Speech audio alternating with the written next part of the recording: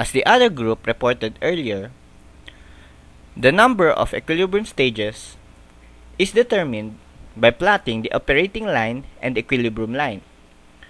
The number of equilibrium stages is determined by determining the number of tile lines, while the HETP is equal to the HOG times Ln MGM over Lm over MGM over Lm minus 1.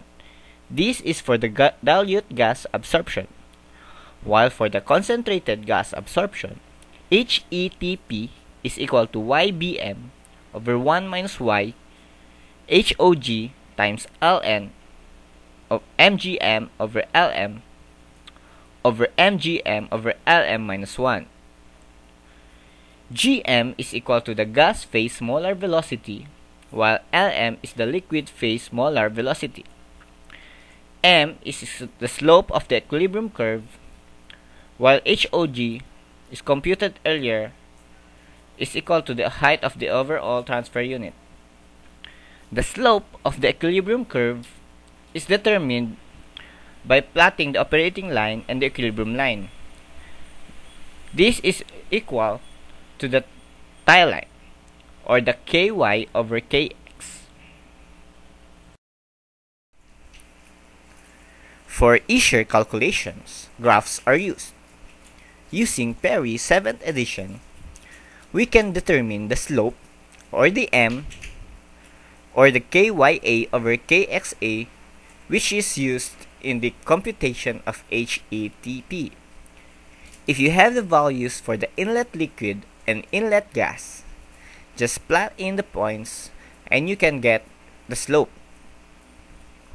While the value of MGM over Lm is determined using figure 14-5. If you have the value for NOG and Y1 minus MX2 over Y2 minus MX2, the value of MGM and over Lm is obtained.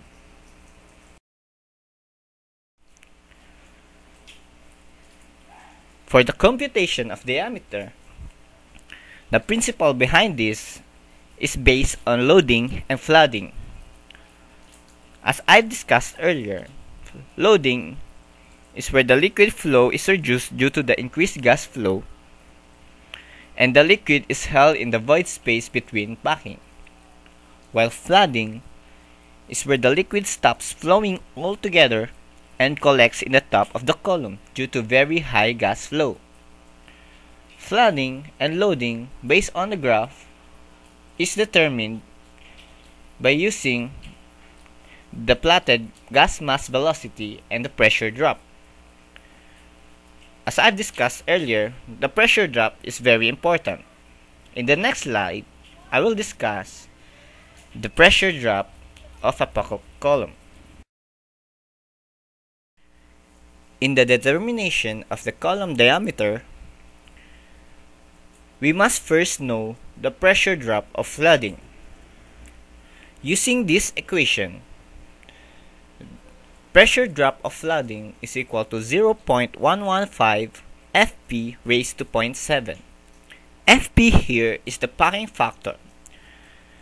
This equation is only suitable if the packing factor ranges from 10 to 60.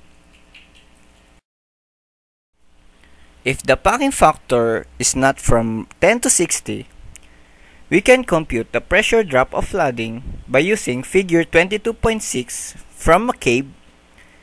Given you have the mass flow rate of liquid, the mass flow rate of gas, the packing factor, the density of the gas and liquid, and the liquid viscosity.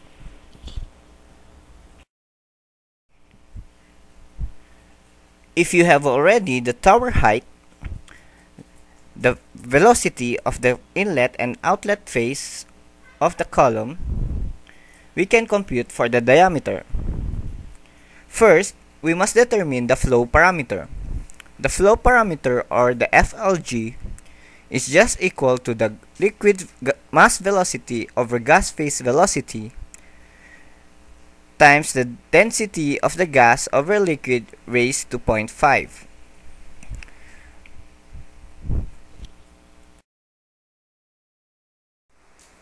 If we already have the FLG value, or the flow parameter value, we can determine the CS times FP raised to 0.5 times V raised to 0.005 by using figure 14-48 from Perry 7th edition.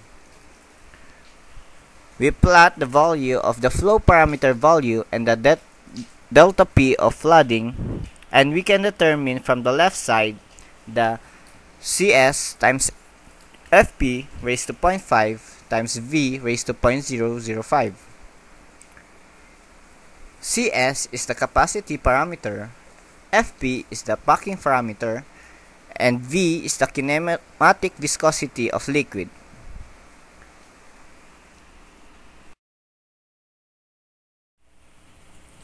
Next, we determine the superficial gas velocity.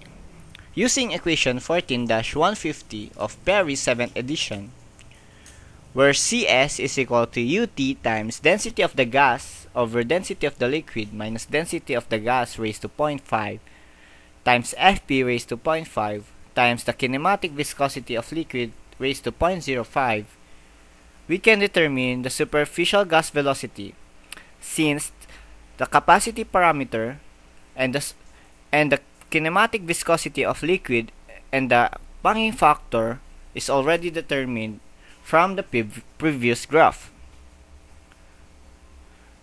If the superficial gas velocity is already determined, we can determine the area. Area is just equal to the volumetric flow rate divided by the superficial gas velocity. If we already have the area of the column, we can determine the diameter of the column since we already have the tower height. To sum up my report, here are some design considerations. First, the cost.